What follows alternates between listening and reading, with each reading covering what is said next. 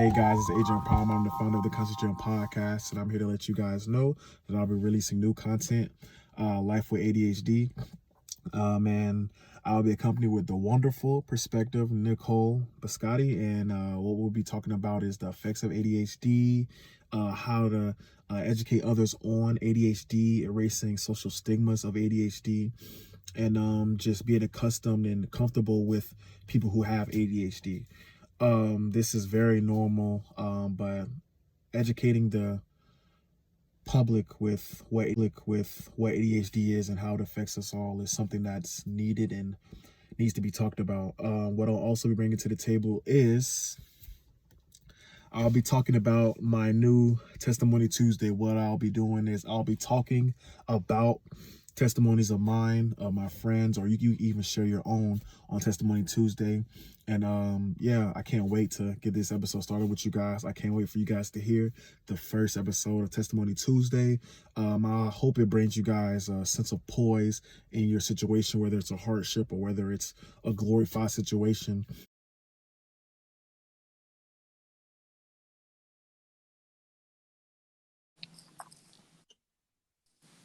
Yes, you are here. It All worked. right. Let's go ahead and get this thing started. Hey guys, you are now tuned in with the author and the founder of the Conscious Gym Podcast, myself, Adrian Palmore.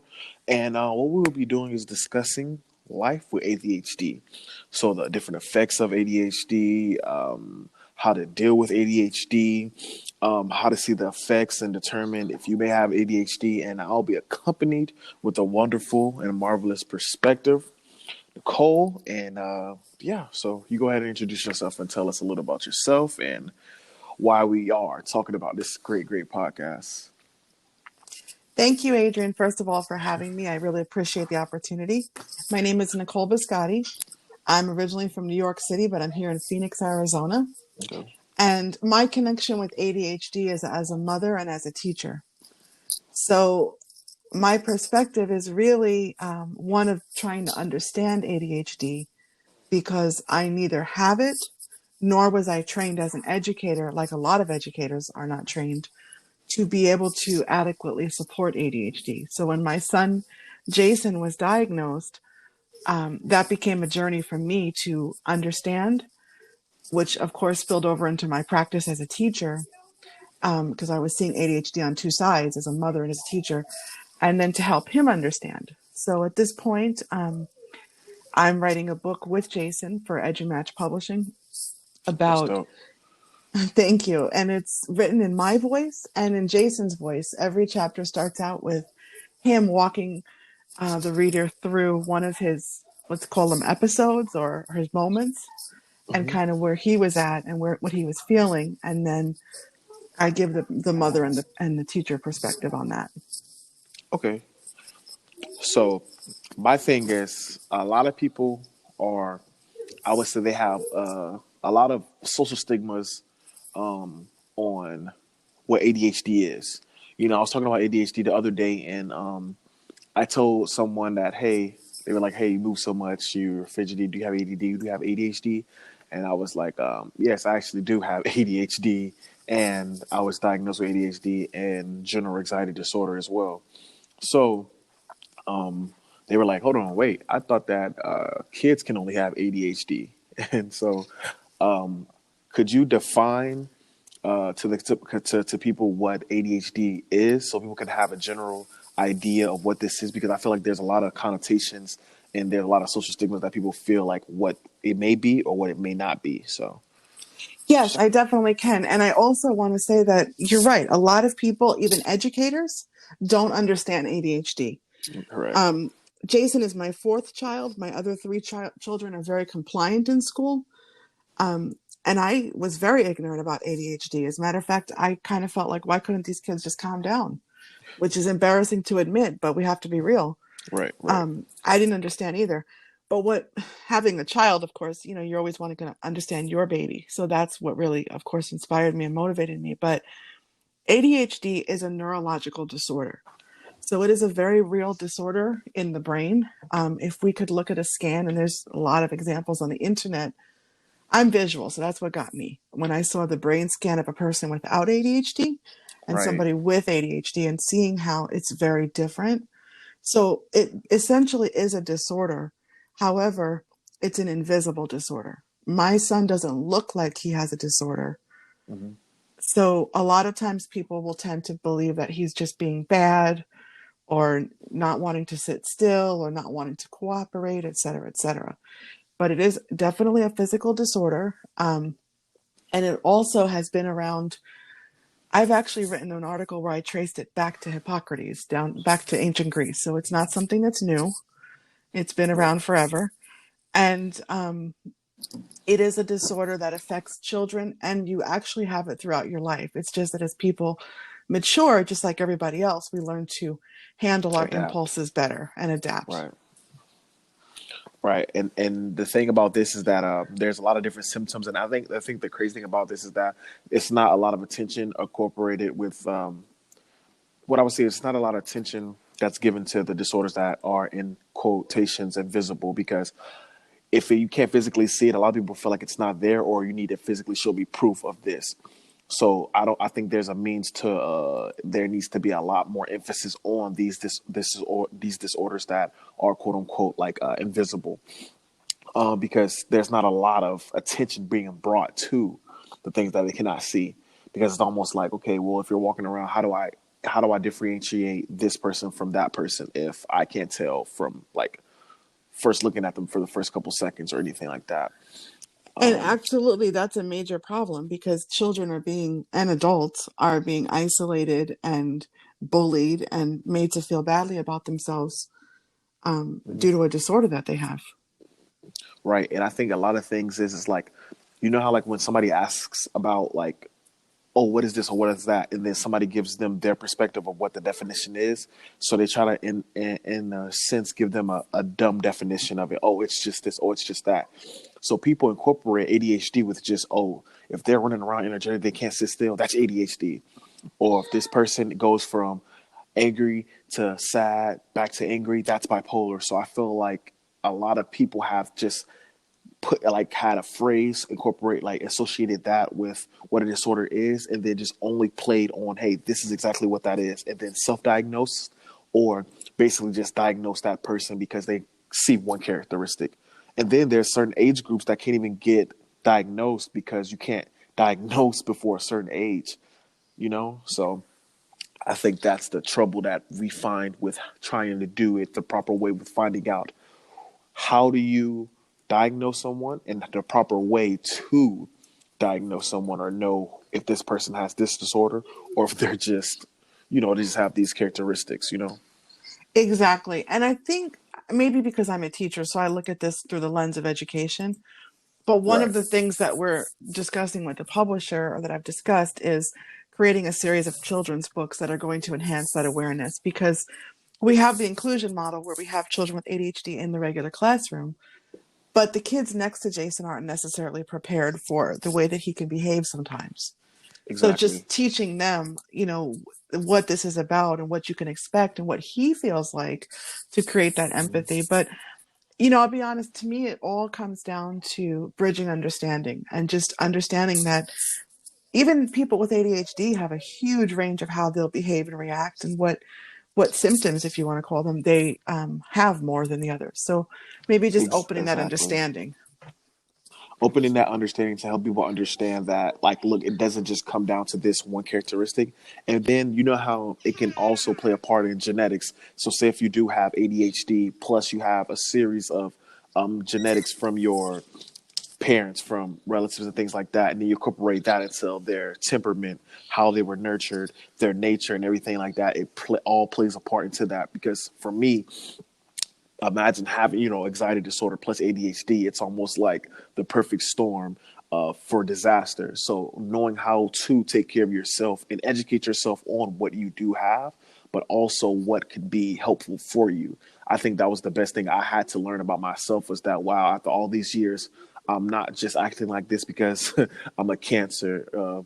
I'm not just acting like this, because I'm very sensitive, or because I love to move around, or I can't sit still, or because I'm I get like panic attacks from putting myself in certain situations or waking up every day thinking that something's going to go wrong. It is because of my disorders and how I grew up and certain things like that. So when you learn that, it's almost a way, okay, well, this is what the problem is. Now, how can I combat that problem with certain solutions within myself? Because everything doesn't always work for every person. So you have to have a number of options to be able to exert, so you can then exhaust those options and find out what is the best for you. So I A- think that's what I had to do. Absolutely, we can teach strategies to improve certain symptoms, but you're right. It all starts with understanding and accepting that it is a disorder. It's not something that people are making up or Right. that there's something wrong with them. And I also have done a lot of research about the environmental factors and like what parents can do and what teachers can do. But I just want to be careful with that because I think that in working with, in my writing with a lot of Hmm. parents are being shamed because their children have ADHD Right. by other people in society, especially like, not every generation is as open minded sometimes Yeah. because of the There's. information available. Hmm. So a lot of people feel like they're being, actually, I've even seen situations where they're shamed by the school Yeah. because of the way their children behave. So yes, there are definitely things that parents can do to help their children and support their children, and it is a journey. Like I don't have it down perfect. I'll be the first to admit, but at the same time, there is something that is actually a disability. Right. I wonder if I could share with you a short story about how I kind of came to that with school. Oh, go ahead. Like I said, I'm a teacher, and Jason was already, I don't remember, I'm going to say 7, 8 years old. And I got off the phone with um, one of the administrators at his school, and I had tears in my eyes because Jason had hit a child. The child was okay, fortunately, but he overreacted. He reacted pretty quick, which is kind of typical with the impulsivity that we see in ADHD. And the administrator said to me, "Well, I told Jason that because he behaves that way, he's annoying to other children. They become frustrated and they don't want to play with him." And, I said, yeah, I understand what you're saying because, I mean, it's not untrue. I could see that perspective. And I got off the phone holding back tears because that hurts. And a friend of mine was standing there and she said, I cannot believe what just happened because she was able to, pick up the conversation from my end. And I said, well, this lady said this and she's not wrong. And she said, you know what? My son has Down syndrome and nobody would ever say that to me. And that's when I really got it about this whole idea of an invisible, disability. Hmm. That it's true. If a child has Down syndrome, we're going to have compassion because there's a physical manifestation of that disability. You can see it. That's why. Exactly. And we're not going to just tell a mother, oh, well, they act a little different, so kids aren't going to want to play with them. Yeah. We would be looking at ways to include that child in the classroom community. Hmm. And that really fueled me a lot in this whole idea of becoming, writing and trying to really open up people's understanding because it was a really deep realization for me. Right. And the thing is like I feel like understanding that there's a mild and severe ADHD, and understanding that it's a certain way to deal with it. Just imagine the families that aren't familiar with mental health disorders, or just even imagine people who don't believe in mental health disorders. So I'm pretty sure there's a lot of individuals, children, adolescents, and adults, or any even older, who haven't got diagnosed and have these symptoms and haven't been diagnosed properly, and who's had parents in their life that hasn't diagnosed them in a proper way to where they don't get the proper help, and they fall a victim of having those stereotypes and those social stigmas placed on them, and then they don't get the proper help, and then all automatically it's almost like, well, this is just how I am. This is my makeup. This is just how I am.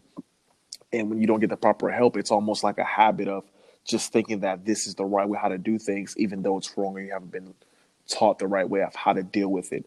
So if you don't have the proper person in your corner to identify that this is it's not a problem, but identify, hey, that there is something that needs to have more attention brought to it, because I wouldn't say that these disorders are a problem. I would say that these disorders are something that needs to have more attention than something that of a normal child would have, you know?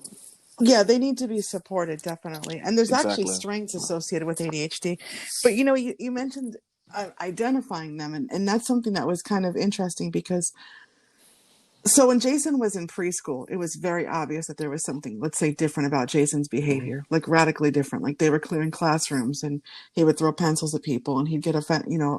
frustrated and run out the door, and it was like daily incident reports, multiple incident reports per day, in fact. Right. And I knew something was amiss. I mean, it was very clear to me. And I kept asking. A lot of people resist the label. I was looking for something I could Google, like, please tell me what this is about. Right. And I didn't even, isn't it sad that as a teacher, I didn't even know what the name of this was.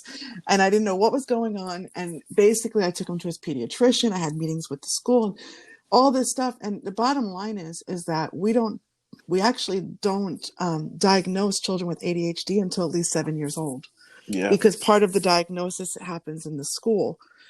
But what I would say to parents, and when I speak to other parents about this, or they reach out to me, is that I think that parents know. I think we know our children. We may not know the name. Like I didn't have a name for it, but I knew something was up. I knew Jason needed some support. I knew my child wasn't a bad kid. I knew the empathetic sweetheart that he had. But I knew that there was some reason why he would misbehave to that level in a classroom setting. Something was triggering. Something was off. Right. So I think that the minute you know and you feel that there's something different, or that Hmm. a educator is communicating that to you, you're not going to get a diagnosis right away. But I would start researching, I would start reading about it, and I would definitely start partnering up with your child But I and just also, opening that communication. right, but I also feel like there's a part of the accountability that needs to be taken by the parent to identify this, because there's some people that have grown up in a certain fashion to where nothing's wrong with you. You act like this because what? There needs to be proper parenting. Like, hey, like say if they're in the grocery store and something happens and where he acts out or lashes out, then that's part of the parent, because that's not, the correct parenting. But I feel as though like with me, I can remember, me being very moody, and when I was younger and being antsy, I always wanted to run, I always wanted to play, I always wanted to be outside, even having a temperament, and looking back at it now, it makes sense of why I was the way I was, with how my household just ran, me having these two disorders. Mental health runs in the family, also runs in America. It's something that has been around for years, but I think the awareness of it isn't at where it should be, because it's not something that we can Exactly. see. It's not something that we can see. So now with me getting older and understanding that, oh, these are what mental health disorders is, like, wow, this is what I have. And now I feel like people are treated a certain way is because of how they act and not knowing why they act like this. You can't help something that sometimes people can't help what they see, what they don't see. And then sometimes people can't even help if they don't understand or know. Like I couldn't have any empathy for something I did not know that I had, or for something I know have no knowledge of, you know? So once I started realizing what this does and how I could help myself, then that's when I started putting myself in the driver's seat of seeking and getting that help for me, and also being a voice for others. Well, absolutely. And I think that in order for that to happen at a younger age, which is ideal, Yeah. we have to have listen with our hearts. So what I mean by that is when your child consistently, let's say, think of an example. Okay, Jason, he always wanted to hide in a tent Hmm. or in some little place. And when kids would approach him when he was hiding in a tent or in like a little nook that he had in this play structure in the preschool, he would become very aggressive when they came towards him. Hmm. So that as parents, the first thing we want to say, or that it's normal for us to say, is you have to share, give them a turn in the tent, and you can't, let's fit two in the tent. It's not only your tent; it belongs to the preschool. But maybe going a little bit further and wondering why he needs to shut out like that. Maybe he has sensory disorder, which is actually a very common part of ADHD. So Yeah. maybe just looking at behavior, and I think teachers more and more are becoming trained to do this. Yeah. Every behavior has a function and a form. So let's say a child just walks up to you screaming. Well, the form is that they're screaming their head off. the function, what is the reason that they're screaming? What is that behavior accomplishing for them? Are they screaming because they're terrified? Are they screaming because they want to dominate the room? What is happening here? So maybe just looking a little bit past and trying to understand the whys of behavior, we can start to support at a younger age.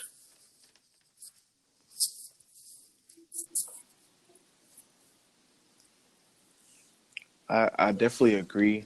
I also know, like, there's people I've known. There's also parents who try to self-diagnose their child or themselves, and I wouldn't be an advocate for that as well, because I feel like the proper help would come from the professionals. And also, if you do have some background in knowing what's going on, that's cool, that's fine. But also seeking again the proper advice will also help the situation, especially if you misdiagnose, especially if you miss something. It's always best to get the proper help. Now, me being who I am as a person, the reason that brings me closer to mental health is because I too am a person that suffers from mental health disorders. So, I have general anxiety disorder and I have ADHD. Now, growing up with these disorders and not knowing that I have these disorders until like a year or two ago was almost like, it was breathtaking and also fascinating, but also like mind boggling to me, because my whole life I struggle with anxiety, waiting for moments that I always wish I had, and then getting that moment and then freezing up, or my heart going fast, and me not being able to focus because I was worried about what would happen or go wrong, but having so much energy to do it because I was just so anxious to get it done. And it was always wondered to myself, like, why would I act like this?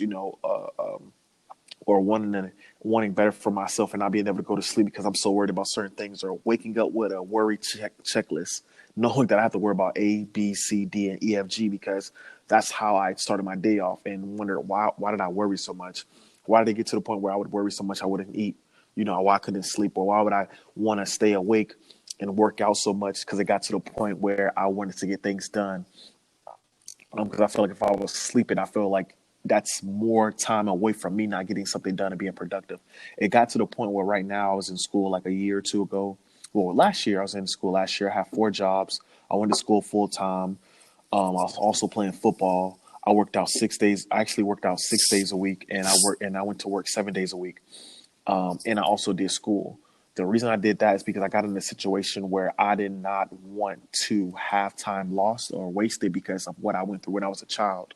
Now, that was my anxiety kicking in. That was always me worrying about, dang, if I took time off or to relax or anything like that, that would put me in a place where I'm falling back. That's time for somebody else to get either better than me or get ahead of me, or I can be using this time of downtime to be doing something productive.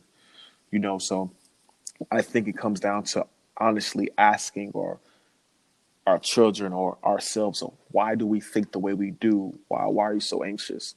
And then getting to that problem and then finding solutions like, hey, you can do this, that, and the third to get you to better mental spaces. And I think that's what would help, because I feel like children get this thing to where they find self solutions. Oh, well, I don't want nobody playing with my things, because of they find the problem, and then they get their own solutions with not asking first. Yeah. Like, yeah, I'm pretty sure you ever seen a child be like children are playing, then they'll want to pick up a toy, like, hey, that's my toy, give it back.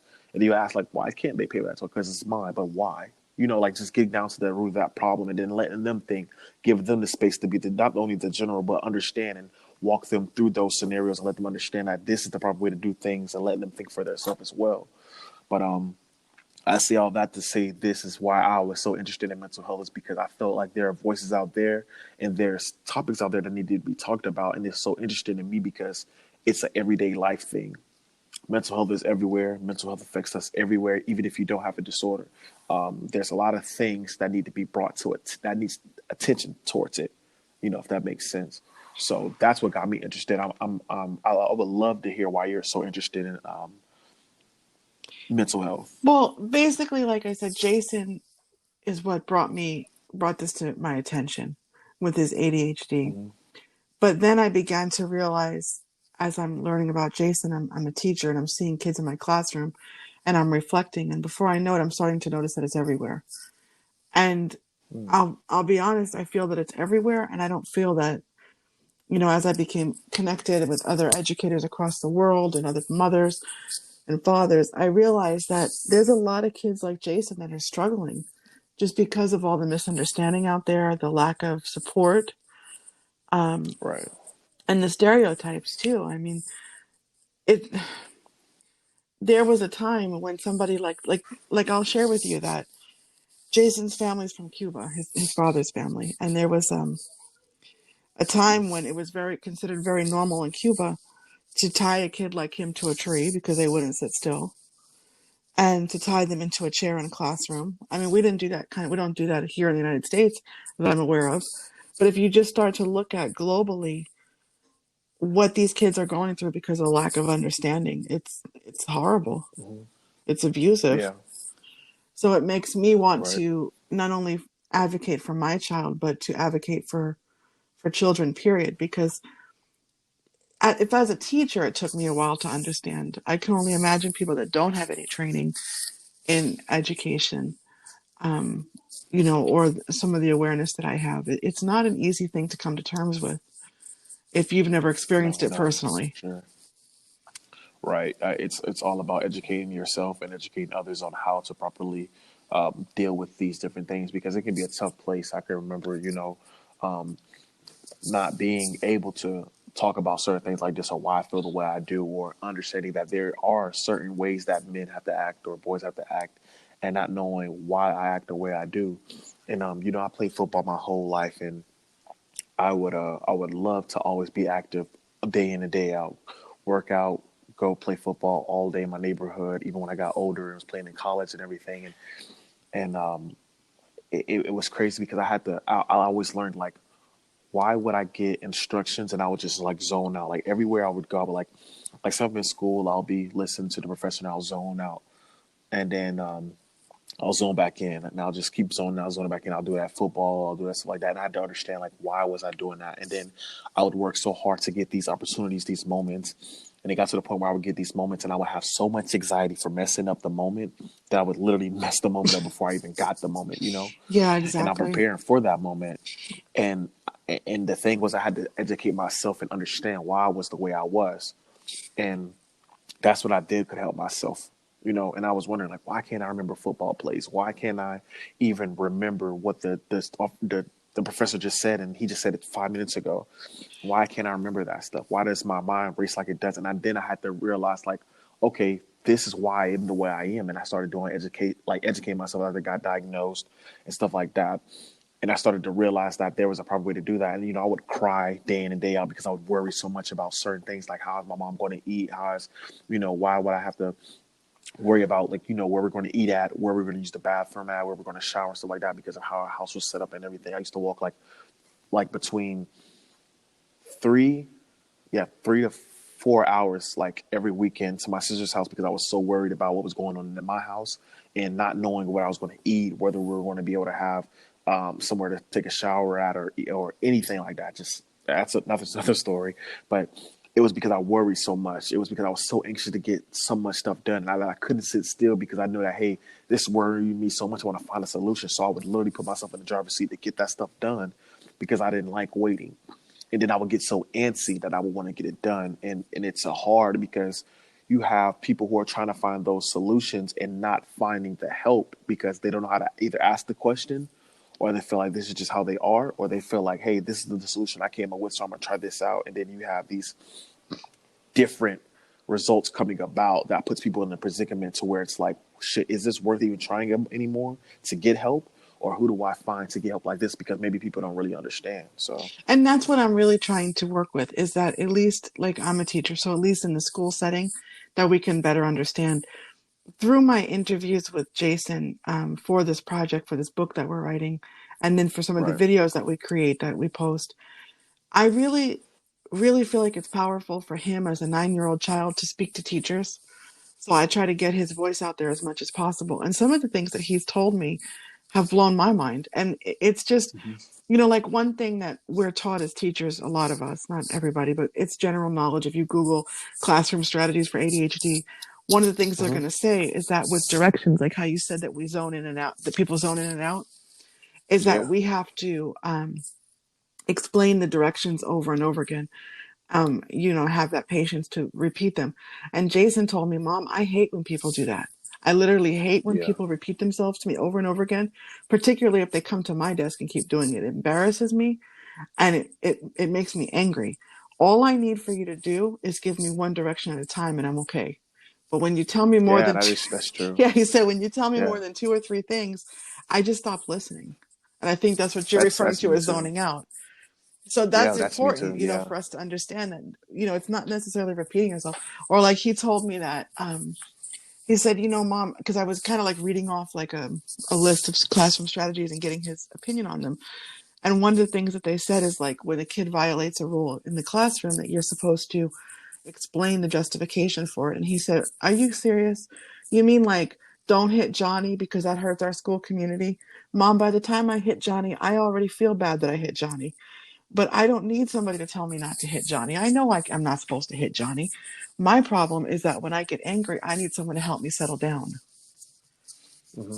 And I thought, wow, that's That is different. true. That's not how we're approaching Hmm. things. Why would we That assume is that he true doesn't though. understand? He does understand. It's just self regulation. Right. And giving him the proper tools to how he can self regulate himself, because it's not going to be a situation every time that when he's upset that there's going to be an adult around to help him regulate. So he has to find solutions to help him, like things where it's like a coping skill. For me, like when I find myself getting overwhelmed, I can't always pick up the phone and call mom. I can't always go to a best friend. I got to make sure that I could be okay in my own space, being okay in my own peace, and making peace for myself, so that I can know that when I get overwhelmed in certain situations, that I can find myself being okay with that. Exactly. So, That's one of the really big pieces of parenting a child with ADHD is that I know that in reality, like right now, since Jason's little, we started with the Daniel the Tiger count to 4 when you want to roar thing. And then we did breathing as he got older. And then we did journaling, which is what turned into this book. And I know that basically, it's scary as a parent to know that he's not always going to have me there to help him remind him to breathe or to, right. to listen to him when he's at work or something's going on. So yeah, the hope is that as he grows up, and there's a lot of resources with therapy and counseling as well that can help in that area. Yeah, I definitely agree. I think it's a lot of things that we can actually do as support systems to help people get through those different things. And I think I can only imagine how tough it was on people, back in the day. Um, they were saying about like how do you feel like it's how would you compare mental health to today's age to back in the day? Because I could only imagine how people suffer back in the day who did not have the proper help around them, support system, or people who didn't have the right knowledge, whether they had the mental disorder or if the people surrounded them had the mental disorder. So, like, how would you compare the help now to back then? Well, I'll be honest with you. I'm 43 years old, and I've seen a huge difference. When I was a kid, children with special needs were somewhere in the back of the school, and we didn't really interact with them. So that was Hmm. already a problem. Now they're in the classroom, and we're still not at a point where we know how to support them as teachers. But I think that at least there's starting to become an awareness. But I'll be honest, in my opinion, and I've been involved in global conversations with other educators. I think we're still pretty far behind. I think that there's still a lot of people, even in administration of schools and educators, unfortunately, myself included at one point, that didn't understand that the whole thing about invisible mental health disorders. But there's a lot of what's encouraging is that there's a lot of organizations now. There was a student led organization on the campus where I work at that I was advising for a while. And it was over 88 kids that were raising awareness for mental health, cutting the suicide rate that's on the rise. And it's encouraging to see that this generation is more open minded, that they're willing to get out there and share and talk and try to connect with others. So I'm hopeful going forward that things are going to change dramatically. Exactly. I could definitely agree to that and attest to that. I know back then to even now, I think there's a lot of change of trying to be a lot of advocates and a lot of people educating themselves on how to get the proper help. And also, I think there's a big campaign on educating people on how mental health works and understanding that it's great to protect your peace. It's great to be able to help yourself. And it's not just about, mental health is not just about mental disorders. It's not just about that. It's also just about everyday life and being able to know how to help yourself mentally and being able to pick up on signs of depression and things like that that you can't see, that'll always have physical cues to the eye. So I think it's actually dope that there's people out there now starting to notice it and be advocates for something that's been affecting us for years, before my time, your time, and even for years to come. So it's almost like, how do you think about preparing somebody for a life with mental health? Like, how would you even prepare somebody, whether they were a parent or for somebody who's never dealt with mental illness? Say if I was just totally ignorant of how mental health works, how mental disorders work, and I was just trying to educate myself on, what could I do to help I think with mental health in general? I think there's two key things. I think number one, never ever underestimate where somebody can be at. And when I say that, I Mm, mean because I have worked with students that appear to be happy and doing, we're going to call that quote unquote well at school, quote unquote normal mm, kids, and they were suicidal. So I think number one, we can never ever ever assume that everybody's okay, or assume that somebody shouldn't feel the way that they feel. So we have to take it very seriously. And then I think the second thing is just to go back to what I said earlier, that we may not always know the diagnosis for something because we're not healthcare professionals. I'm not, but just to right. realize that every behavior has a reason. So Hmm. sometimes it's very easy for us in society to say, "Oh, that child is running around and doesn't listen and has temper tantrums. How, misbehaved, and what kind of parents do they have?" And whisper behind their back and not invite them Right. to birthday parties. That kid was my Hmm. son. Okay, so I get that. Right. For But sure. at the same time, it takes a little bit more from each of us to look at, wow, that kid has a lot of temper tantrums. I wonder why. What Hmm. is it? When are they having those temper tantrums? Oh, I see it. It seems to always happen when there's a big crowd around. Or maybe Right. it always happens when they're outside of their home. And just to start to look at the why of behavior. Hmm. About it, let them understand like this is, and also teaching them as well. It's also good to teach them and others around them so that it's not just a hostile environment when Cody comes around or when I come around or anything like that. You have to understand that, hey, this is how somebody is, this is how they will be, but it's always proper ways to go about it. So And that's the I thing. think education is the bigger thing. Yes, and that's the thing too, is that I wish people could understand that just because my son becomes impulsive, now he doesn't now at 9 years Hmm. old to the same degree, but at 5 Hmm. he definitely did. He'd throw pencils, he would hit a kid and not think Hmm. twice about it in the moment. And Hmm. I'm sincerely sorry for the other children that, had to be a victim of that. That's not fair to them either. But I also wish we could go past that and look at the fact that he does have feelings and he Right. carries a lot of shame. I don't like the word normal. A person without ADHD that has a more normal range of impulsivity, Hmm. because he has difficulty controlling it. Right. So he knows that he hurt somebody. He knows that that child is probably not going to want to be his friend. But he also knows that he has very little control over that behavior to ensure that it's not going to happen again. Also, what I would like to say is that also ADHD is ADHD, but some characteristics are, I would say, more not flamboyant, but I would say curved. They're more prominent than others. Like for me, I was impulsive, but my impulsive wasn't hitting. Mine was more like getting up, moving around. Like I had to Mm-hmm. keep moving. So it's not just about like, oh, this person is hitting somebody. Okay, that's another disorder. No, it may not even be that. It may be ADHD, but ADHD with him and how his genetic makeup is, how he was nurtured, his nature, all that stuff incorporated into also having a complement of ADHD. He may have other characteristics or symptoms that may be more prominent than other, attributes of his. He does. So, first of all, ADHD has multiple symptoms, just like any condition. Exactly. Right. But then the other piece of that is that most people, or a very high percentage of people with ADHD, also have something else along with it, a comorbidity. So it Hmm. could be, for Exactly. example, anxiety disorder. In Jason's case, and you hit the nail on the head, he has oppositional disorder. So Jason is like the coolest kid ever until you mess with him, and then he will just fly off the handle Hmm. because he's oppositional, and then he has that lack of impulse control with ADHD. So that Exactly. combines to him, lashing out physically. Again, And as he's yeah, gotten older, it's greatly reduced. It hardly ever happens now, but it did happen when he was younger. and for the people out there who are not familiar with the term morbidity, right? And that is basically how I would basically say it's a bad way to put it like this, but how disorders complement each other. So Yes. my comorbid disorder, like not disorder, but my GAD, which is general anxiety disorder, is comorbid with my ADHD. I have both. So you may have a disorder that is like the main disorder with a side of something. It's almost like having a meal. You may be diagnosed with ADHD, which will probably be like your entree, your main course, and then you'll have a side of something else, which could be the comorbid part of it. So that's kind of how things work.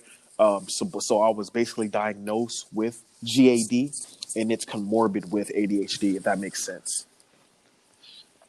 Exactly. That's a good way to explain it. Thank you for breaking that down because that's Yeah. true. And that's part So, of yeah. understanding too. Each child is different. Right. And with wrapping this up, I think the great thing about this is us figuring out ways of how to spread awareness on ADHD. I think the main thing is actually just putting out information. This is what I would recommend, not even just to any like to basically anybody.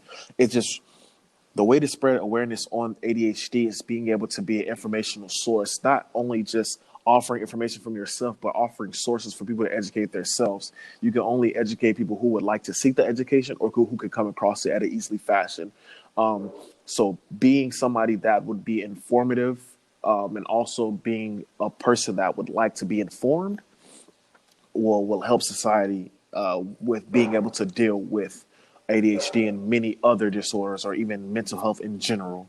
So, do you have any like tips of how to spread awareness or what would be a good way for us to educate people on this topic,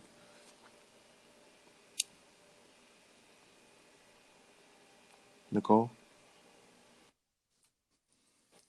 I think first of all, I'd like Yeah, I to can hear thank you now. each and every person that listened.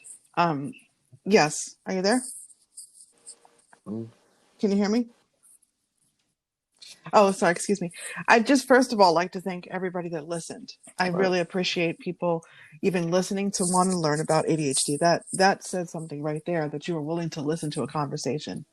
And I hope that you can walk away from this with just the idea of basically maybe understanding a little bit of what it feels like for the person themselves, and Hmm. just to Right. understand that in some cases they may not Exactly. intend to react And a certain way and they may so feel with very that being badly said, about it we're gonna go afterward, ahead and wrap this thing up. but I that have it a is few something that they announcements that's struggle going to be with. made soon. I'm coming out with a website. It's going to be Conscious Gems podcast website, and what this website will offer is it'll keep you updated with what I'll be having going on. From from my fights to stuff going on with podcasts, you'll be able to have a link on there that will connect you to my podcast channel on YouTube. Also, I have merchandise for sale. My shirts will be on sale soon. That can be purchased from the website as well. You can also hit my email for any kind of questions or any kind of podcast episodes that you would like to be a part of, or any ideas or any kind of even information that you would like to learn at adrianpalmore19 at gmail.com. And this information will be out soon, but can't wait for you guys to see these shirts and be a part of this campaign that I have going on. I have some more news that I'll be announcing in the next week about a new campaign that I'll be starting. Can't wait to share that with you guys as well. Is there any kind of information that you would like to share with them, Nicole?